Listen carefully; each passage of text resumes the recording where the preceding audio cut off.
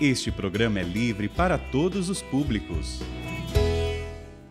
Em nome do Pai, do Filho e do Espírito Santo. Amém. Vamos pegar a palavra, de novo, Lucas 16, a partir do primeiro versículo. Depois Jesus falou ainda aos discípulos. O homem rico tinha um administrador que foi acusado de esbanjar os seus bens. Ele o chamou e lhe disse: o que ouço dizer a seu respeito? Presta contas da sua administração, pois já não podes mais administrar os meus bens. O administrador então começou a refletir: meu senhor vai me tirar a administração. O que eu vou fazer? Para cavar eu não tenho forças. De mendigar eu tenho vergonha. Já sei o que vou fazer, para que alguém me receba em sua casa quando eu for afastado da administração. Então ele chamou cada um dos que estavam devendo ao seu senhor e perguntou ao primeiro: quanto deves ao meu senhor? Ele respondeu: 100 barris de óleo. O administrador disse: pega a tua conta, senta-te depressa e escreve 50. Depois perguntou a outro: e tu, quanto deves? Ele respondeu: 100 sacas de trigo. O administrador disse: pega a tua conta e escreve 80. E o Senhor elogiou o administrador desonesto, porque agiu com esperteza. De fato, os filhos deste mundo são mais espertos em seus negócios do que os filhos da luz. Muito bem, essa passagem ela causa em muitos algum incômodo, porque parece que Jesus está elogiando uma pessoa desonesta. E nós vamos entender que não é bem assim. A desonestidade passa longe de Jesus. Que isso já fique claro para nós. Tá bom? E o que nós precisamos entender aqui nesse texto? Vamos ir devagar no texto, né? Caminhando com esse texto para entender o que Deus quer falar conosco nessa manhã de carnaval. A primeira coisa que o texto nos diz é que o homem rico, ele tinha um administrador, ou seja, alguém que trabalhava para ele, administrava os bens desse homem. Só que esse trabalhador foi passando o tempo, foi ficando desleixado, foi ficando um mau funcionário, um mau trabalhador. E aí, foi administrando muito desleixadamente mesmo os bens do seu senhor. E essa notícia corre, notícia ruim, minha gente, corre. Se o sujeito é bom de serviço, pouca gente fica sabendo, mas se o sujeito é ruim de serviço, a notícia corre.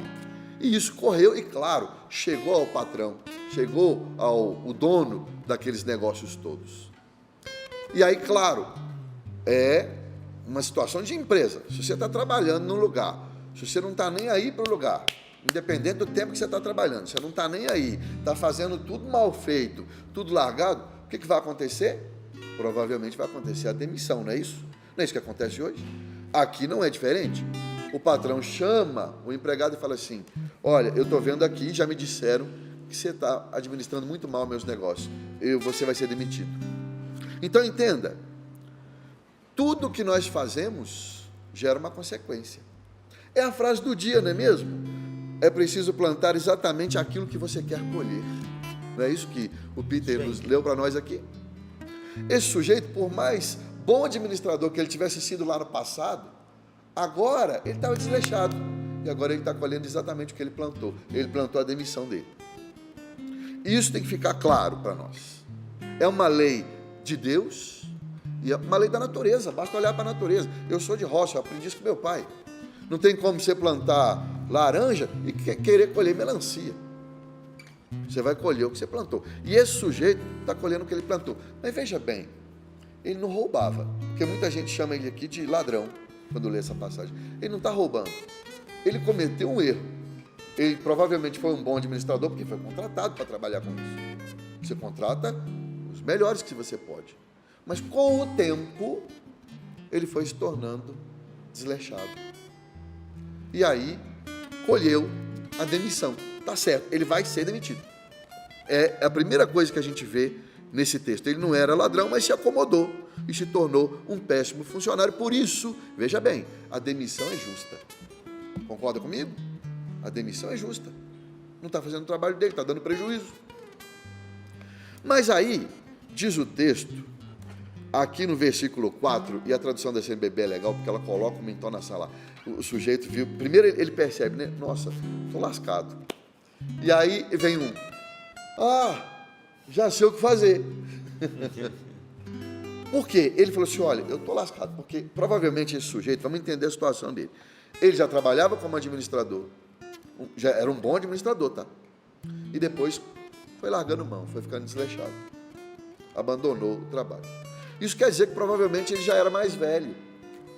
Por isso que ele diz aqui, poxa vida, se eu perdesse meu emprego, eu não sei como é que eu vou fazer, porque para fazer trabalho pesado, que é o que eu vou conseguir agora, eu não tenho mais força. E todo mundo me conhece na cidade, porque eu sou administrador aqui há muito tempo. Então, para mendigar, eu tenho vergonha. O que eu vou fazer? Veja, e aí ele tem uma ideia, é o versículo 4. Já sei. E aí ele chama os devedores do patrão. É aí que parece que ele é desonesto, mas não é. Nessa hora ele foi honesto. Ele foi desonesto enquanto foi um péssimo trabalhador. Mas aqui o que ele faz? Olha que legal. Ele chama os devedores do patrão para, perguntando, quanto você deve para o patrão? Eu devo 100. Então escreve 80. Peraí, então ele deu prejuízo de 20 para o patrão? Não. Esse 20, dizem alguns autores, né, alguns estudiosos desse texto de Lucas, e eu sigo a linha desses autores, era justamente a porcentagem que o administrador tinha direito. Porque era assim que se recebia na época, não tinha um salário. Ele recebia porcentagens das dívidas do patrão.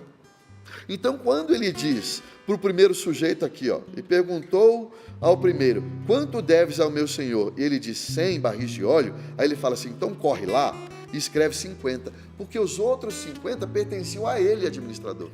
Era o pagamento dele, entendeu? Depois, quando ele fala, e você, quanto você deve? Eu devo 100, então escreve 80, porque os 20 eram dele, administrador. Ele está deixando de ganhar a comissão dele, para poder prestar um favor para essas pessoas, para depois amanhã falar assim, lembra que eu te ajudei lá? Me ajuda agora também que eu estou desempregado. Ele não roubou o patrão, ele tomou um prejuízo, ele deu um prejuízo a si mesmo. Ele deixou de pegar a comissão que era dele, de 50, e a comissão de 20, e repassou para o devedor pensando no dia de amanhã. Essa foi a grande ideia dele. Vê que era um sujeito inteligente, bom administrador, por isso que ele foi contratado lá atrás pelo patrão. Só que o tempo fez com que ele se acomodasse. E o patrão, por isso que o patrão no final elogia ele, minha gente. O patrão lembrou lá daqueles tempos que quando ele era bom, falou, esse cara é bom, olha o que ele fez, foi esperto. Pegou a porcentagem dele e repassou para essas pessoas, para amanhã poder pedir ajuda para essas pessoas. O patrão sabe que esse cara é bom, sabe que ele foi desleixado naquele momento, e aí o patrão tem que ser justo, e tem que demiti-lo por aquele momento, mas o patrão sabe, ele é bom, ele é bom. Como é que a gente traz então esse texto para nós hoje? O patrão é Deus, e o administrador, chamado muitas vezes de desonesto, mas aqui na Bíblia da CNBB, o título do texto é o administrador previdente. É um administrador esperto. Somos nós. Somos nós. Deus sabe que nós somos bons. Nós já fomos bons em muitas coisas e somos bons em tantas outras. Mas em algumas nós escorregamos. Em algumas outras coisas nós escorregamos. Mas o patrão, que é Deus, sabe que mesmo quando escorregamos, nós somos bons, porque Ele nos fez. Ele nos conhece melhor do que a nós mesmos, porque nós mesmos nos conhecemos, melhor dizendo. Veja bem, você pode estar pensando aí, mas esse cara tomou prejuízo. Você está dizendo que eu também preciso tomar algum prejuízo? Sim. É aí que eu quero chegar. O segredo desta passagem está em entendermos que nós precisamos tomar alguns prejuízos na vida. Como assim, Deus? A vida já está tão difícil, né? Eu ainda vou ter que tomar uns prejuízos? Sim. Vou te mostrar por quê. Porque o que é prejuízo? É você ter uma perda de qualquer natureza. Não só financeira, tá? Aqui o exemplo é financeiro. Mas você ter uma perda de qualquer natureza. Mas pensando num bem maior. Veja, esse sujeito teve uma perda financeira, deixou de ganhar a comissão dele, pensando lá na frente. Pensando, eu vou tomar esse prejuízo hoje, mas porque eu quero avançar lá na frente. Eu quero ter quem me ajude lá na frente. Eu quero receber ajuda lá na frente. E por isso ele foi elogiado. Então o nosso raciocínio tem que ser: qual prejuízo eu preciso ter agora para ganhar lá na frente? Sabe quem fez isso muito bem, Peter? Nosso Senhor Jesus Cristo. Esse cara é elogiado porque ele imitou a Cristo. Denis, você está falando um absurdo. Eu não estou, não. Aos olhos deste mundo, Jesus só tomou prejuízo. Aos olhos deste mundo. Foi injuriado, reclamavam dele, os fariseus, os escribas brigavam com ele o tempo inteiro, o perseguiam o tempo inteiro. Jesus foi preso, Jesus foi flagelado, foi humilhado, com a pior morte que poderia haver nesse mundo, que era a morte de cruz, naquela época, naquele lugar. Arrancaram a barba de Jesus, que quer dizer o quê? Arrancaram a honra dele, a barba significa a honra do homem naquela época. Quer pessoa que tomou maior prejuízo que Jesus nesse mundo? Não tem. Mas por que Jesus tomou prejuízo nesse mundo? Para que nós alcançássemos, através desse prejuízo, o maior prêmio que nós poderíamos ganhar nessa vida, que é a vida eterna. Jesus passa pela cruz para que haja a ressurreição, a vida nova. Por isso que nós temos que pensar bem, em que área da vida eu preciso tomar algum prejuízo, andar para trás, dar um passo para trás, para que eu alcance algo maior lá na frente.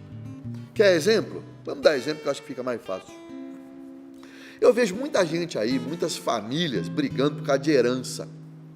Isso é um inferno. Eu tenho um amigo, meu primo é advogado, e ele fala assim: Deus criou o céu e a terra, aí veio o capeta e criou a cerca para dividir a terra. Gente, eu vou falar para você, tem gente que briga, irmão fica sem conversar com o irmão, parente sem conversar com o parente por causa de herança, e não é por causa de fazenda, boi não, é por causa de uma caneca, que é pior ainda, uma mesquinhez desgraçada. Meu irmão, minha irmã, você tem que pensar no que é o bem maior. Qual o prejuízo que você precisa tomar? Abre mão da caneca. Isso aqui passa. Abre mão. Porque os laços familiares são mais importantes, é o bem maior. Quanta gente... Eu conheci um casal de irmãos, uma família numerosa com muitos irmãos, um irmão e uma irmã, já adultos, senhores já, brigaram e há 15 anos não conversavam. Um irmão com uma irmã, há 15 anos não conversavam. Aí eu fui na irmã, vou tentar ajudar. Cheguei lá e falei: por que vocês brigaram? Ela falou assim: não sei, nem lembro mais, tem tanto tempo que eu nem lembro. E aí depois eu fui nele: por que vocês brigaram? Aí eu acho que foi por causa de uma besteira, isso. Gente, eles nem lembram mais por que eles brigaram, e há 15 anos não conversavam.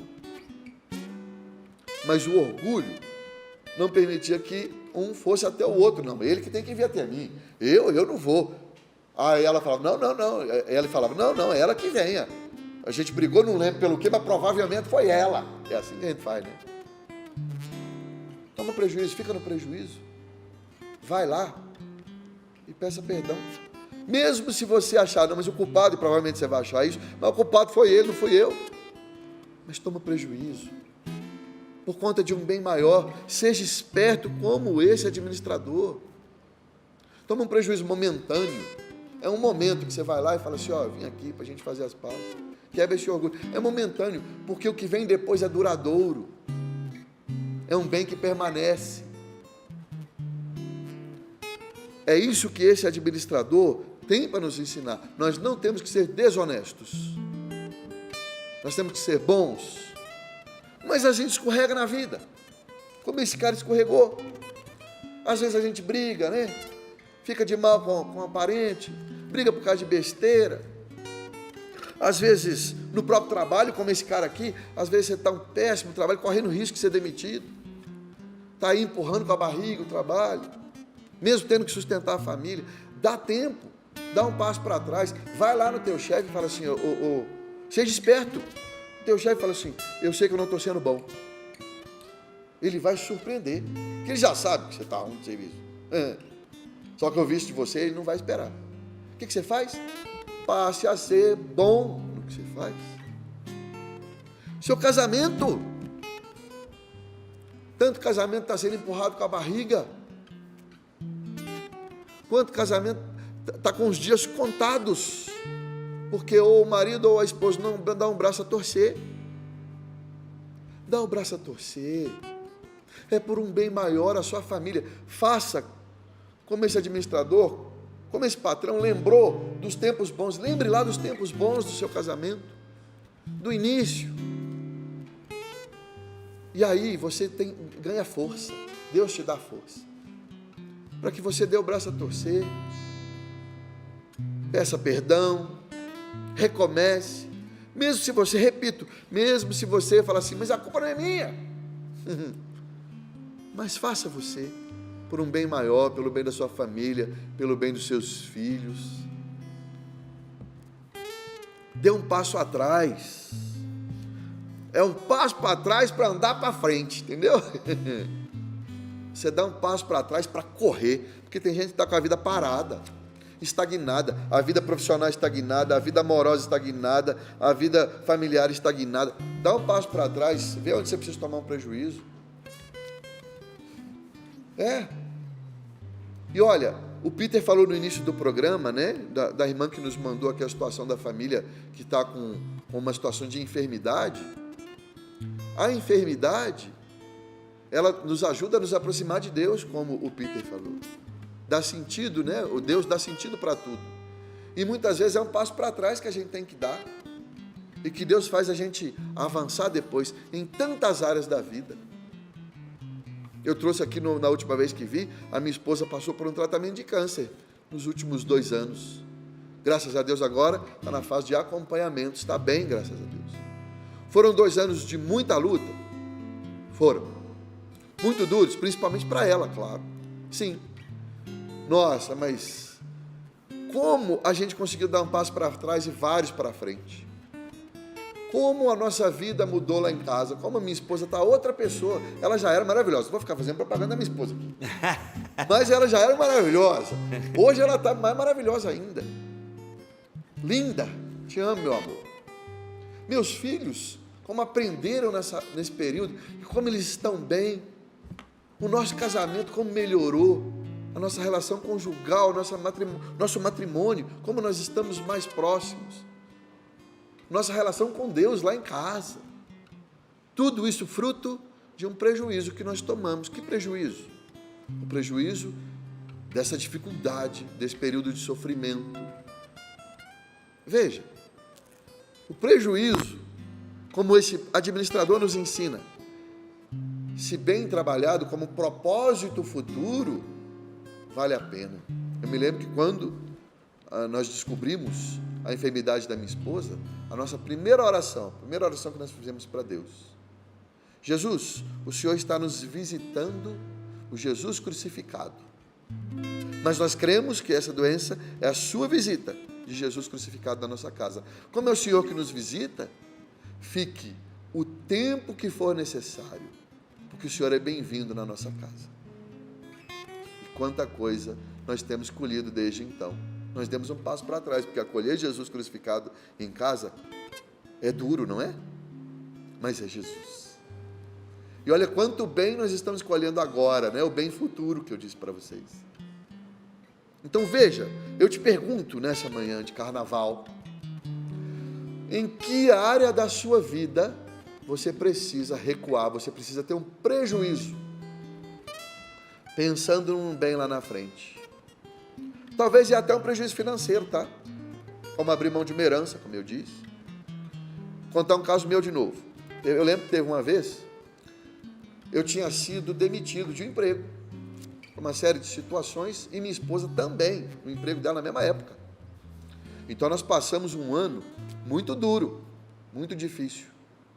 E tinha uma pessoa que devia para nós um pequeno dinheiro.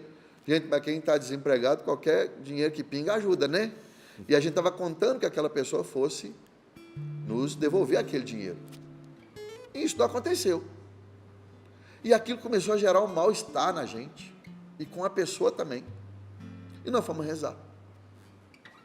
E sabe o que Deus nos mostrou? Uma passagem bíblica, de quando a turma estava saindo de Sodoma e Gomorra, e Deus virou e falou assim: não olha para trás, porque senão vai virar estátua de sal. Falei: Camila, esquece esse dinheiro, esquece essa dívida, vamos esquecer. E ela falou: Denis, acabou isso, nós não vamos virar estátua de sal, vamos seguir em frente, não vamos olhar para trás. Pronto, fizemos assim, para ter uma boa relação com a pessoa, inclusive, que estava com essa dívida, estava ficando ruim. Gente, nossa vida, voou. Passamos a dificuldade financeira própria do período? Passamos. Mas graças a Deus, não nos faltou nada. E graças a Deus vivemos bem, felizes. Esquecemos aquilo e não viramos estátua de sal. Tem gente parada na vida, travada na vida, não anda nem para frente nem para trás, porque está estátua de sal. Porque fica amarrada numa coisa pequena. Ah, mas ele fez isso comigo. Ah, mas ele me deve isso. Ah, mas a culpa é dele. Dá um passo para trás. Às vezes tem gente que eu pergunto: e aí, fulano, como é que está andando a vida? Não, como é que está a vida? Está andando. Eu falo: mas está andando para frente ou está andando para trás? Mas às vezes andar para trás é melhor do que ficar parado. Porque você dá um passo para trás, como esse sujeito aqui, administrador, pensando lá na frente. É difícil, mas é por isso que nós somos cristãos.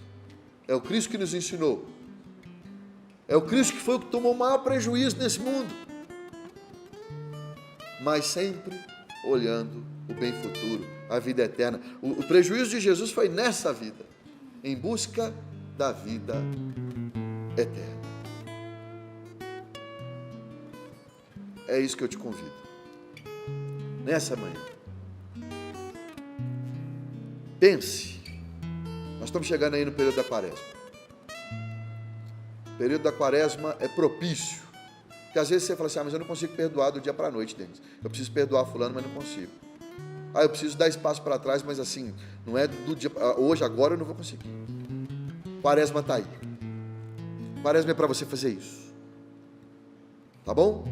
Aproveita esse período e busque forças na oração, busque forças em Deus, para que você consiga dar esse passo para trás, pensando num bem futuro. Amém? Amém. Palavra maravilhosa. Vamos ter um momento privilegiado agora de oração. Sentia muito forte neles, da gente rezar de verdade por essas situações. Porque eu até anotei aqui no meu caderno: que prejuízos eu estou disposto a ter por um bem maior? Qual prejuízo eu, você, estamos dispostos a viver por algo maior lá na frente? E isso, Denis, essa pergunta, que é o que essa palavra nos leva a pensar, nos leva a bater de frente contra o primeiro pecado narrado na Bíblia, que é o pecado do orgulho. Abandonar o orgulho, queridos, não é fácil. Não é fácil porque a gente tem que reconhecer, a gente precisa reconhecer as nossas misérias, ainda que talvez o outro esteja errado. E aí eu tenho que reconhecer as minhas misérias, as minhas limitações, dar esse passo para trás. O primeiro pecado narrado na Bíblia foi o pecado do demônio no paraíso. Ele quis se igualar a Deus. O orgulho é terrível, queridos. terrível. E por isso nós precisamos rezar. Precisamos rezar porque o orgulho tem que sair de cena e dar espaço dentro de nós à fé. Porque a fé é a esperança daquilo que ainda não vemos. Nós não estamos vendo o lucro lá na frente. A gente só está vendo o prejuízo hoje. Mas, Peter, você e o Denis estão falando aí para eu tomar um prejuízo hoje por um bem maior. E se esse bem maior não vier, aí é que está, querido. É esse abandono em Deus que faz toda a diferença. Não é fácil. Tem uma frase de Dom Bosco que eu gosto muito, que ele dizia assim: eu não disse que seria fácil, apenas que valeria a pena. Um bem maior. Por isso agora, meu irmão, minha irmã, onde quer que você esteja agora, eu quero convidar você a colocar a mão no seu coração para a gente rezar. Ainda que você esteja aí nos afazeres, eu sei que tem como você dar uma paradinha para você rezar um pouco, principalmente nesse início de dia. Você tem horas ainda pela frente, talvez para fazer coisas certas que você não conseguiu fazer ontem. Então, com a mão no seu coração agora, deixa o Senhor visitar o seu interior, visitar a sua alma, visitar a sua vida, porque Ele pode fazer novas todas as coisas. E meu irmão, agora com a mão no seu coração, minha irmã, deixa cair por terra agora todo o orgulho, toda aquela dureza interior que nos leva a ficar estagnado, ficar parado nas nossas relações, nas nossas decisões. Com a mão no coração, deixa o Senhor agora entrar na sua vida, e o orgulho agora, pelo poder do nome de Jesus, vai caindo por terra para dar espaço à fé. A fé. Por isso, vem, Senhor, com o poder do Teu Espírito Santo fortalecer a fé dentro de nós. Fortalece a nossa fé, Senhor. Meu Senhor e meu Deus, eu creio, mas aumenta a minha fé. Dá-me uma fé viva, uma fé nova, traduzida na vida e testemunhada no amor pelos irmãos.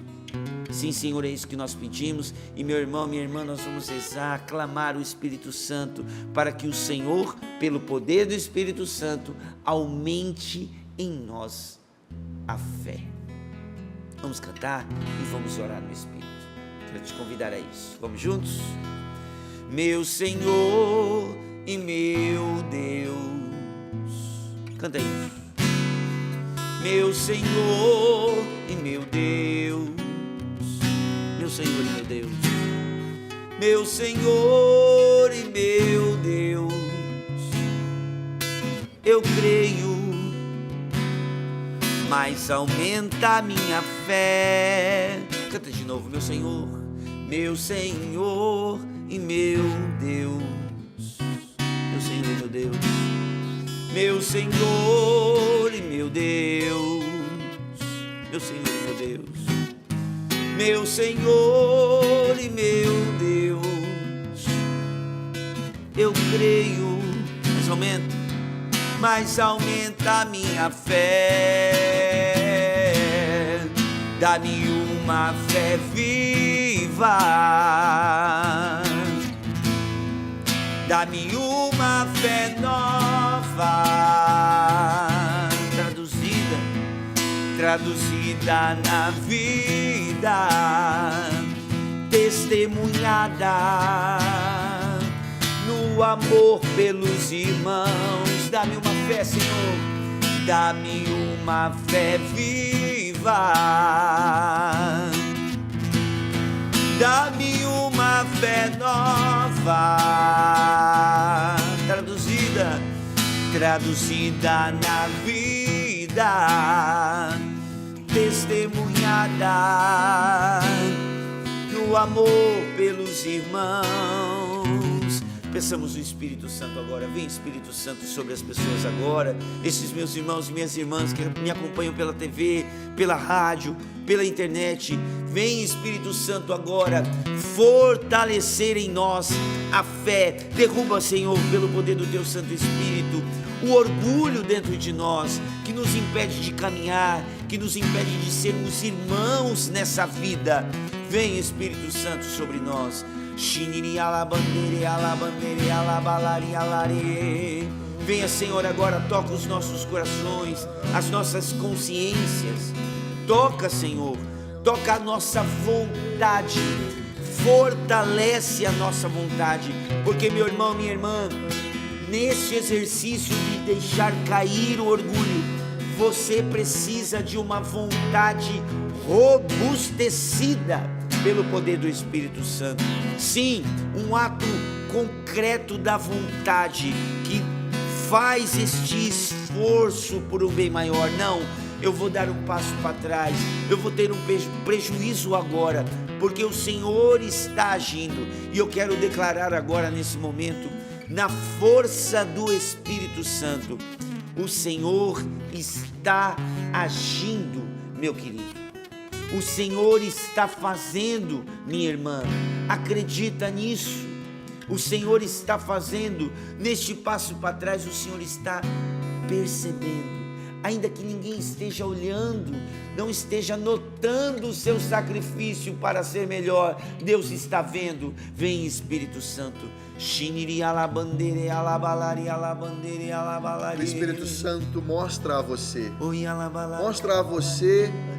o que você precisa fazer. O Espírito Santo mostra a você porque você sente isso aí agora. Você sente sair um peso das suas costas. É libertação o nome disso, meu irmão. É libertação o nome disso, meu irmão. Deus te liberta agora dessas amarras, desse peso de ficar aí parado na vida. Você se sente parado, você sente esse peso que não consegue dar esse passo para frente. E a solução está nisso, nesse passo para trás. Quando você fala, eu vou dar um passo para trás, eu vou tomar este pequeno prejuízo em prol de algo maior, você sente o seu corpo mais leve, você sente os seus braços mais à vontade. Isso é libertação. Isso é libertação.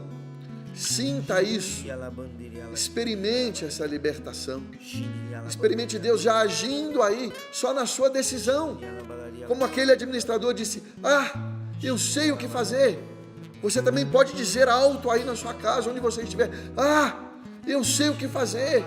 Eu sei como Deus vai me libertar dessa situação. Como Deus vai fazer com que eu consiga andar agora adiante.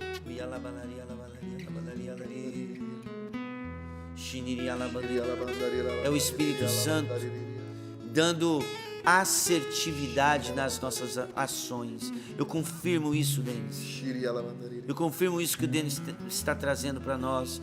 O Senhor inspirando as boas ações, os bons propósitos. O Senhor está te inspirando agora, querido. Isso é o mover do Espírito Santo dentro de você. O Senhor está agindo dentro de você.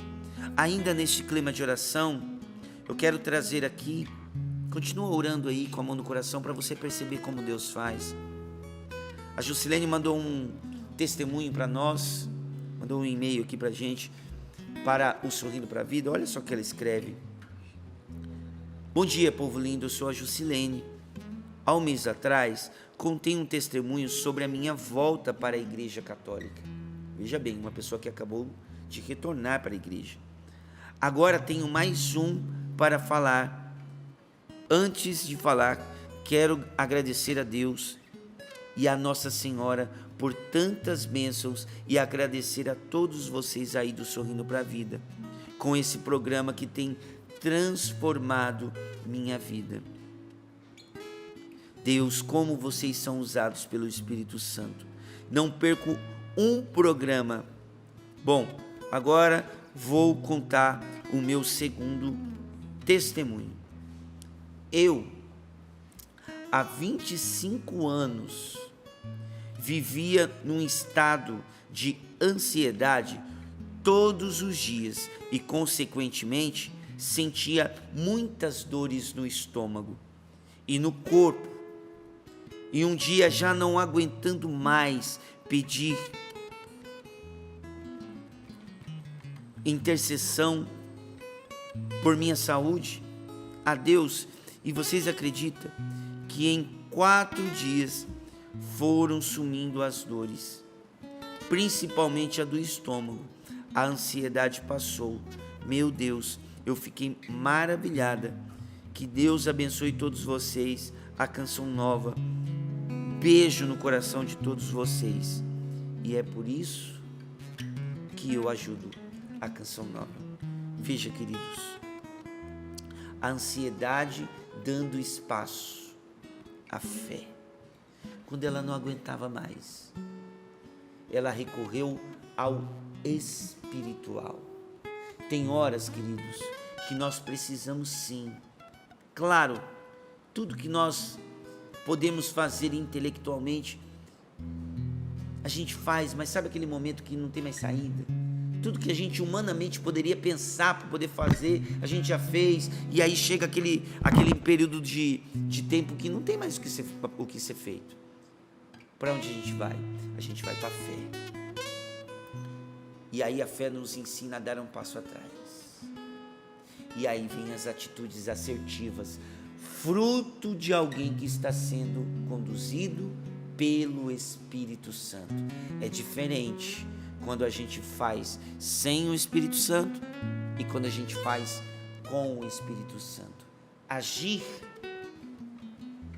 antes de rezar é um resultado. Rezar antes de agir é outro. Se apegue à fé, querido. Se apegue à fé. Esse é o testemunho da Jusilene, dando testemunho disso. Ansiedade, ansiedade, ansiedade. Pediu a intercessão, pediu oração. Hoje ela acompanha todos os dias aqui o Sorrindo para a Vida. E claro, a programação da Canção Nova, eu imagino toda. Mas sempre dando espaço e a prioridade à fé, a Deus. Voltemos a orar mais uns instantes no Espírito Santo agora. Peça essa graça para você. A Jusilene conseguiu, querido. A Jusilene conseguiu, minha querida. Não é possível que de tantos testemunhos que chegam aqui, Deus age na vida de tantas pessoas e não na sua. É impossível, não. Nós acreditamos num Deus que faz e age. Ora mais uma vez no Espírito. Shiri alabalari alabandere alabalari alabandere alare. Oi alabalari alabandere alabandere alare alare. Age, Senhor.